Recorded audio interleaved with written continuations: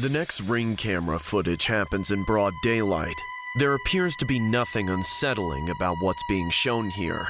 It just looks like a male holding what appears to be a box of candy, like one of those people that go door to door and try to sell you something to help support their cause. But what happens next will blow your mind. Here's what it looked like. I've seen many freaky Ring camera footages online, but nothing beats what I'm about to tell you. If there ever was a Candyman that existed in the real world, you're about to witness it.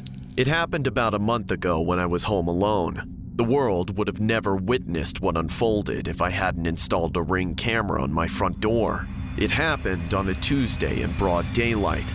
I was working from home on my laptop when I heard my doorbell ringing. As a safety precaution, I always like to check the surveillance footage to see who was out front. There stood a gentleman that looked to be in his mid-20s with a mask over his face, holding what appeared to be a box of candy. At first glance, he looked like one of those candy salesmen that sell chocolate door to door. I found this rather strange, as people who do this kind of thing were typically on the younger side, but I didn't see any harm in it. I ended up entering the foyer and opening the door, only to see the same individual I saw in the camera, except he looked more deranged close up. Hi, sir. Would you like to buy some chocolate? How much? How much you got? You seem like you have a nice house. You must be loaded. How about you buy all my chocolate? Kid, you don't just come to someone's house and request— Shut up and buy my chocolate, rich boy. How about this? Get the hell off my property and leave me alone, or I'm calling the cops! Get on the floor, you little shit! And that's when I got robbed point blank. It all went down in a split second. Several bandits ambushed and robbed my house, leaving myself and the candy seller dumbfounded. But after the local news stations got a hold of the story, it was later found out that the candy salesman was a part of the whole robbery scheme. He had been going to multiple houses around the neighborhood, posing as a candy salesman, only to lure people to open their front door. A brazen robber posing to sell candy along with 3 other people are still on the loose tonight. The frightening daytime armed robbery home invasion that happened on Monday in Stockton has a lot of neighbors nervous. What appeared to be a young man selling candy in a North Stockton, Murata area neighborhood quickly turned into a homeowner's worst nightmare. This neighbor, not the one robbed, captured video through his own Ring camera about 5 minutes earlier of the alleged candy man coming to his door. He watched a live feed on his home Ring camera as the phony candy seller came to his door.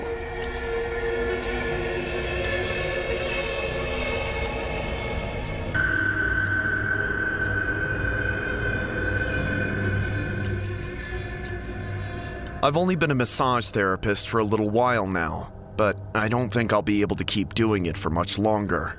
I started working at full time, Monday through Friday. Immediately, I was getting exposed to the full range of customers that came into the massage parlor. For most clients, it's easy to just block whoever they are out of my mind and stay in the routine mindset, so that I don't even remember most of the people I massaged in a day. Though, every once in a while, the person is worth remembering. That's one of the major perks of the job. I don't make very good money as a full-time massage therapist, but every so often I get to massage somebody who's pretty hot. I still have to keep my composure no matter what, though. Like this last Friday night. We close at 9 o'clock where I work, and at around 8:30, there weren't any clients left in the building. All of my coworkers and I were just milling about, waiting for closing time. But that's when we got the call. I was the closest to the phone, so I picked it up. "You've reached the massage experts. This is Timmy. How may I assist you this evening?" Hello, Timmy. I need a full 1-hour session tonight. Do you think you can help me out with that? Well, unfortunately, we're due to close in about half an hour. Would you like to reschedule? No, if you can't do it tonight, I'll just find somebody else who can. Okay, why don't we squeeze you in for our last available half-hour session? No, you don't understand. I need an hour. I'm so worn out from working all week long. I need full body work. You won't be able to get it done in 30 minutes. I'm plus size, as in thick with 2 C's. I really didn't want to end up getting out of work at nearly 10 o'clock, but I had to be honest with myself. I had no plans for once I got home, other than cracking open a beer and watching Netflix by myself, and that could wait. I needed a little extra money. Plus, the woman's voice was so sultry and intriguing. Not to mention, I had a thing for women on the voluptuous side. I figured an hour alone with her seemed like an opportunity that I shouldn't pass up, so I stuck my neck out for her. "Sure thing, ma'am. We're here for you. Just ask for Timmy when you arrive." Thank you so much, Timmy. I had the sinking feeling in the silence after the call that I'd made some sort of mistake, or that I had done something I wasn't supposed to as a professional massage therapist. I tried to ignore the feeling while I waited, watching my coworkers get ready to go home as I prepared for another client. It wasn't until about 8:50 before she finally showed up. She was not what I was expecting. Despite her voice making her sound like a model, she was the farthest possible thing from it. Not only was she fat enough to eat models for breakfast, lunch, and dinner, with her ample belly fat spilling out from underneath her oversized blouse and barely fitting through the doorway into the lobby, but she was also ungodly ugly in high school, with horrendous acne scars all over her face, but the acne had never really gone away. Her morbid obesity had long since warped and stretched away any beautiful features that might have once been on her face. And now it was just a big sweaty ocean of grease, a perfect environment for all her zits, boils, blackheads, skin tags, and moles. Hey there, boys and girls. Which one of you is Timmy? Despite her mutated appearance, she knew what she was doing with her voice. Somehow, she managed to uphold a demeanor of self-confidence so unshakable that it could only be defined as one thing: moxie. Even my coworkers struggled to maintain their professionalism, giggling and jeering loud enough for everyone to hear. But there was no running away from any of it for me. I'm Timmy. Well, of course you are. The woman charged up to the counter like a bull, shaking the foundation of the building. It's sure nice to meet you, Timmy. The name's Bethany, but men like you call me that. You understand? You look like George Clooney, and I love George Clooney. Have a great evening, Timmy. See you Monday. I wanted to stop one of them and beg them to stay and help me get rid of this big Beth woman, but it was too late. They clocked out and left me there with the behemoth in heat, staring me down with hungry, hungry eyes. She kept leaning more and more on the counter between us, forcing me to smell her pungent body odor. I almost gagged. All those long unwashed years, all those spots she definitely couldn't reach in the shower, just oozing with a stench like a hobo cuddling a skunk. "You can go into the massage room and get comfortable whenever you're ready." I gave her a few minutes head start alone in the room. While I waited, the clock hit 9 and I felt myself split into two. I wanted to run away. I wanted to go home and be by myself and not deal with her. But I knew I couldn't leave her alone in the parlor, and I knew I could really use the money from the session. I just hoped that she would be as big of a tipper as she was everything else. When I went in to begin the massage, I was not surprised. I steeled myself and oiled up my hands, then began the massage. Her body was like a rippling sea of fat and endless skin. I struggled to find any actual muscles to work on in all that dead weight that spilled over the edges of the massage table. It felt like I was just digging aimlessly through the folds of jello, uncovering all the crusted sweat and lint I had feared of. But that wasn't even the worst of it. Oh yeah, that's good. That's good. You really know how to use those hands. Don't you get all the thick girls calling you daddy with skills like that? Bethany, please, you don't have to say any of that stuff. Oh, but I want to. I bet this is just how George Clooney would give a big girl like me the rub-down she needs. I've heard the stories of how some people try to take a massage further than it's supposed to go, but I never thought I'd be in a situation like that. I thought that was something only female massage therapists would have to worry about. But I've never seen anything like this woman. She asked for a lot. I didn't want to do any of it, but I felt that I had to. I needed the money, and I thought it wouldn't be so bad if I just kept my eyes shut and only breathed through my mouth. Now, Timmy, my back is just fine. You're doing a great job, and I'll be sure to pay you well. It's just, I need help in other places. Would you be a good boy and help out a woman in need? Somehow, and I still don't know how, but she convinced me. Maybe I'd forgotten just how disgusting she really was after having my eyes shut for so long, or maybe I'd just gotten lost in the sweet sound of her voice, but I did everything she asked me to do. I clipped her toenails because she said she couldn't reach them and they were starting to grow fungus, so I agreed. They needed to be cut. When that was over with, she asked me to shave her legs because she was going out Saturday night and she didn't want to look like a bear, and I agreed. That on top of everything else, she didn't need hairy legs. And of course, she asked me to take a washcloth to all the creases in her belly, which I did just to be nice because I didn't think anyone deserved to smell the way that she did. After all that, she asked me to clean off her feet. Finally, after the longest and most arduous hour of my life, it was time for her to go. She got dressed with a big smile on her face and a sparkle in her eye, giving me all sorts of compliments on my work. Before she walked out, she left a huge stack of bills on the desk and kissed me on the cheek. And then she was gone, out the door, and I haven't seen her since. I washed my hands and rinsed out my mouth as thoroughly as I could, but no matter how hard I tried, I could still taste her. Before I went home for the night, I thought I'd count my hefty payment for the ordeal, but that's when I found out something that nearly killed me. Those bills. Not one of them had the face of a president. Each and every single bill was the same face. George Clooney.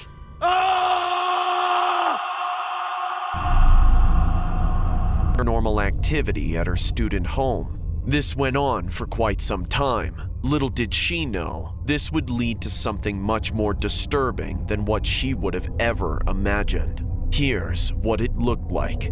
I was a student at the University of North Carolina. I lived at a dorm complex near my campus with several other roommates. At the time of the story, I was usually studying and working for the most part. But besides my busy lifestyle, my boyfriend the hit movie series Paranormal Activity at the time, so we usually had movies like that playing whenever we hung out. What made the series so unique was that it was facile, silent, but creepy. It was similar to watching footage from a surveillance camera wherein the characters caught evidence of paranormal activity in the house, hence the movie's title.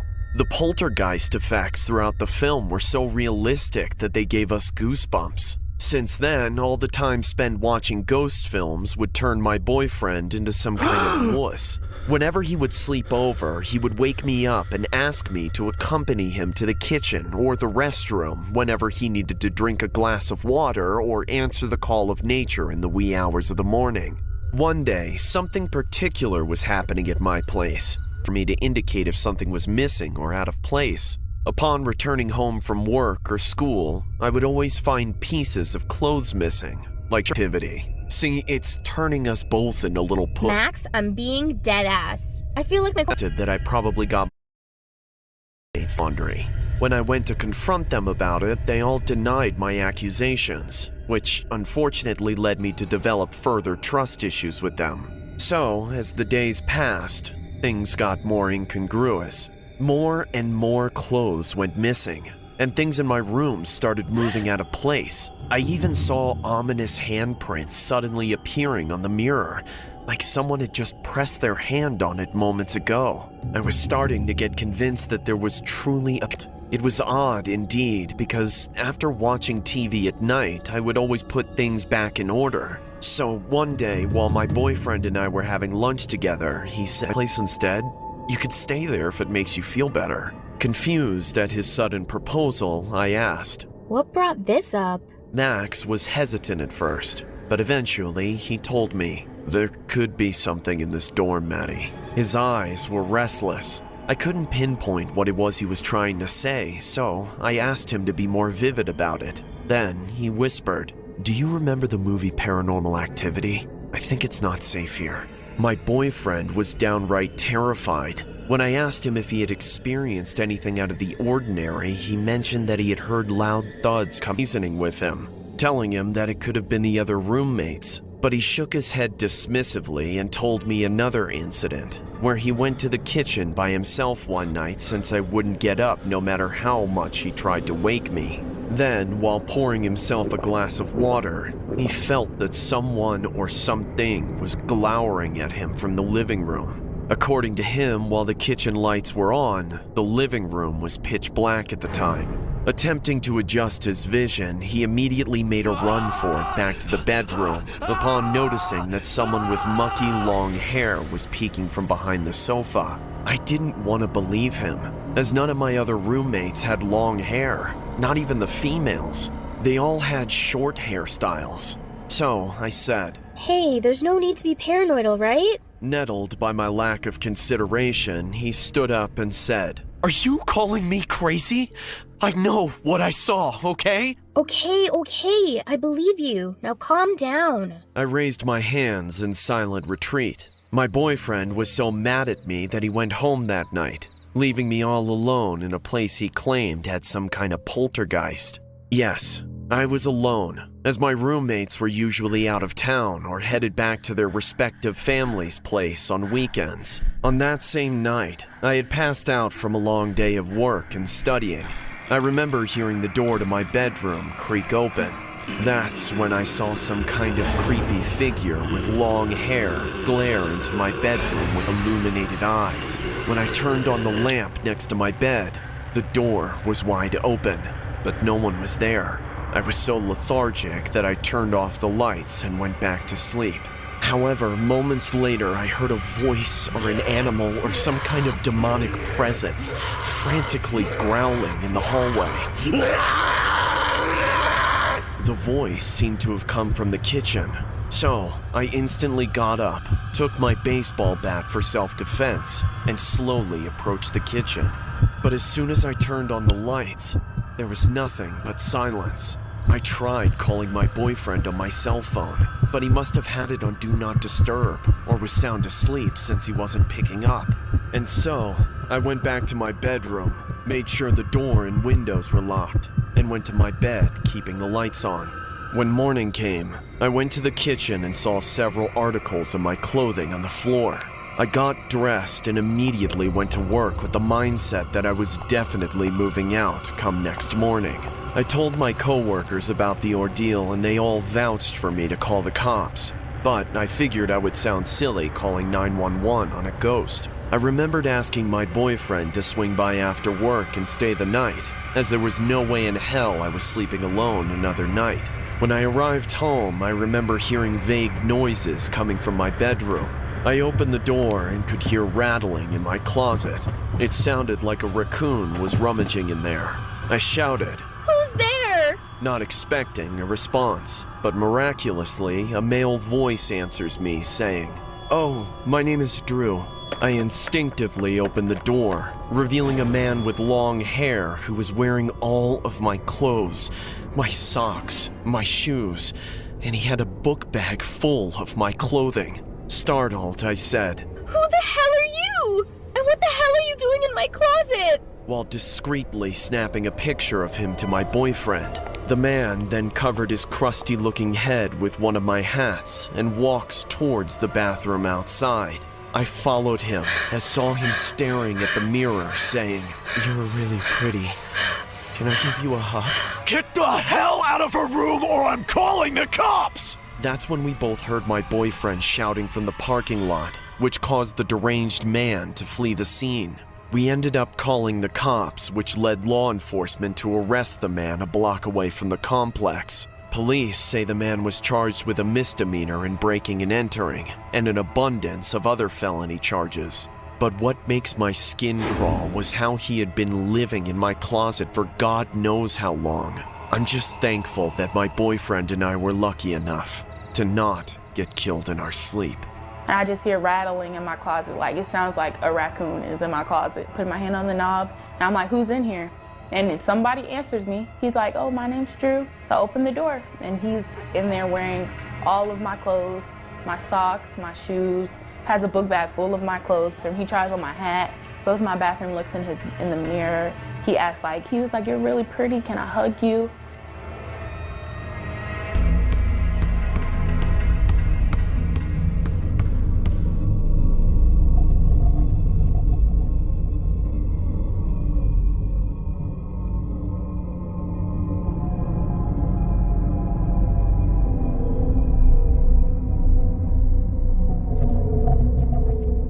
All in all, I think the luckiest thing that ever happened to me in my life was being born and raised in Cleveland, Ohio. From there, sharing a birthplace with the basketball legend LeBron James, I've been able to get closer to him than I bet most wannabe fans could ever dream of. But if you're really a fan like me, just living in the same city as the idol isn't enough. Cities are big places, and elite men like LeBron James spend very little, if any, time amongst the masses. That's not a problem I face myself, however, because I know how to get close. It's all about those courtside seats. They bring you so close to the players that you can very nearly feel the heat dissipating from their bodies. And every now and then you get lucky enough to trade a few words with one of them. LeBron! LeBron! I love you, LeBron! Come home and have dinner with me! I'll cook for you! I know how you like your steaks! I'll do everything for you! Every time I meet with a family member, they ridicule me and chastise me about how much money I spend on getting those tickets at every home game. But they don't understand how important it is to me. It's not like I'm going broke over it anyway. I don't see what's wrong with it if I can afford it. I mean, some people spend their money on vacations and computers and clothes, and I spend my money on getting as near to LeBron James as I can. I would say it's like my hobby, but LeBron James more than anything, more than money and more than women, is what gets me out of bed in the morning. It's hard for me to explain it. He's just so iconic. Everything he does just exudes badassery and confidence, virtue and compassion. He's like the greatest single specimen of a human being that's ever existed. He's indomitable on the court, undoubtedly a powerhouse in the gym, and an angel in mortal coil everywhere else. Now, people often call me biased. They say he's not the greatest who ever lived, though he may be close, and that I just feel that way because we're both Cleveland natives. Those people might be right, but it doesn't matter to me at all. LeBron and I have a history together. You know his famous chalk throw, where he throws a cloud of chalk into the air and watches it disappear with his fans? Whenever I'm courtside, I carry with me a big Ziploc bag that I've coated with honey on the inside and wait for the throw, while everyone else is stunned in slack-jawed amazement. You might see me on the cameras holding up an open bag with great pride, hoping to catch some of the chalk particles that have recently been graced by contact with the skin of LeBron James. Oh, his skin. How it contains such divinity. I'm proud to say that I myself have gone a step further from gathering his chalk, and I've actually touched the man himself. One night after the game, LeBron was doing a little photo op with some other fans. I saw him surrounded by a bunch of starving-looking little kids in hospital gowns, and I struck while I had the chance. I still keep a printout of that photo on my nightstand. It's the first thing I see when I wake up, and the last thing I see before I sleep. But even the photo itself means little compared to the experience I had getting the photo. Hey LeBron, I'm your biggest groupie. Fan.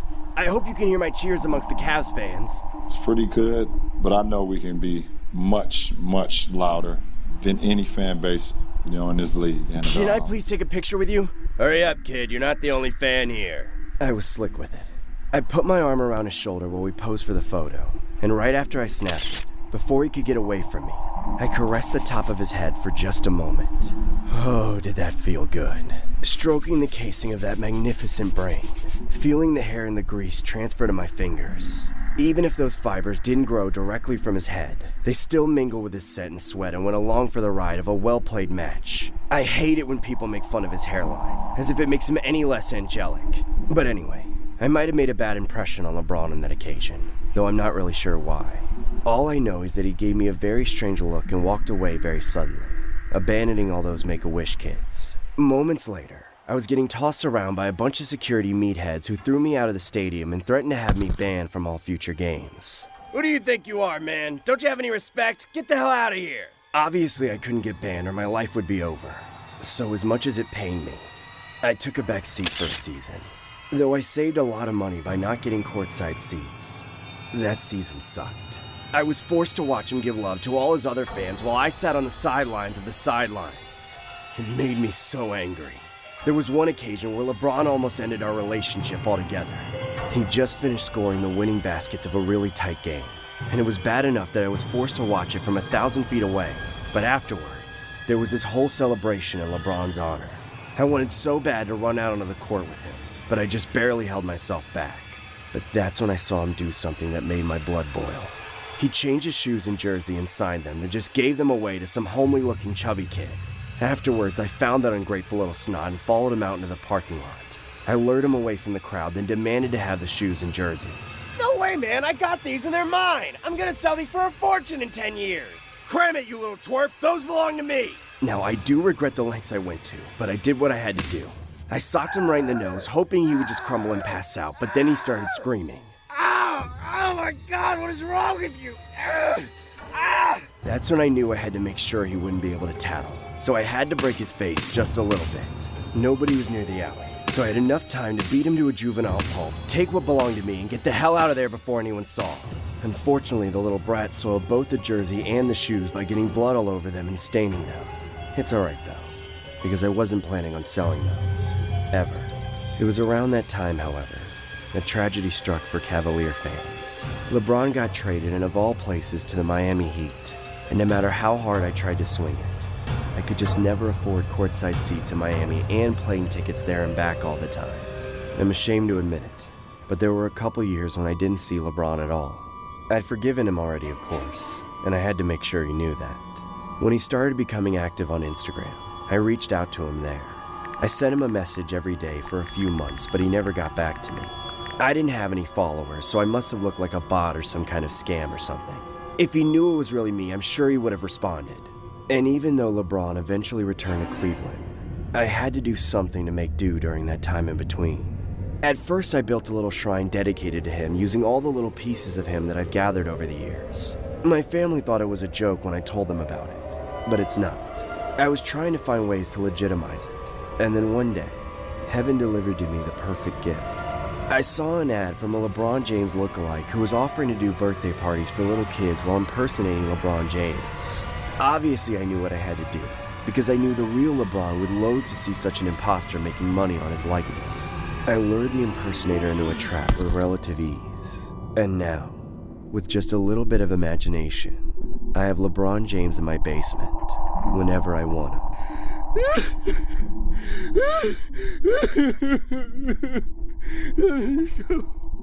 Let me go, please. LeBron, you look enchanting this evening. Do you prefer red wine or white wine? I don't care. Please just let me out of here. I won't tell anyone, I swear. Oh, Mr. James, you should really use your inside voice. Now where is your bag of chalk? Have you forgotten your before-dinner ritual?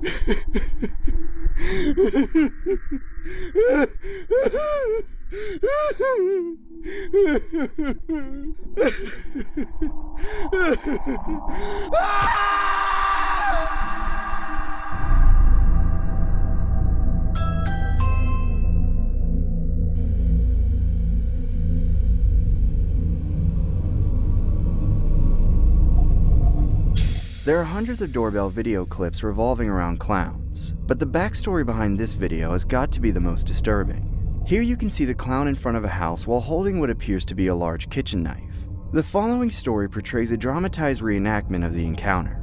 Here's what the story looked like. In the last several years, it felt like a lot of the big dramas and outrages have been started by what are called jokes by the people that are saying and doing the things that are getting negative attention.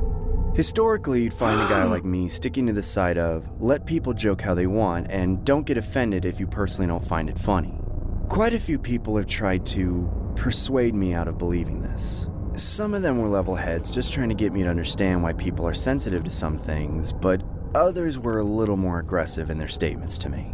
Of course, I never really listened to the people who were trying to have a productive conversation. I genuinely loved to jump into the fray and troll people who I thought were taking their opinions a bit too seriously. And I wasn't just this way online. The digital presence of a troll that I put up was an extension of who I was in real life. But I always knew that most people would describe me as having an attitude problem, being a little crass, or just a jerk. I didn't mind being seen that way. It was all verbal stuff anyway. I never threatened or hurt anyone physically.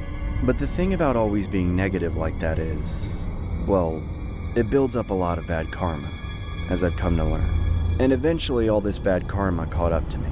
I never saw it coming, but once it happened, I started reflecting on my actions and how they got me in that situation. It was all pretty obvious.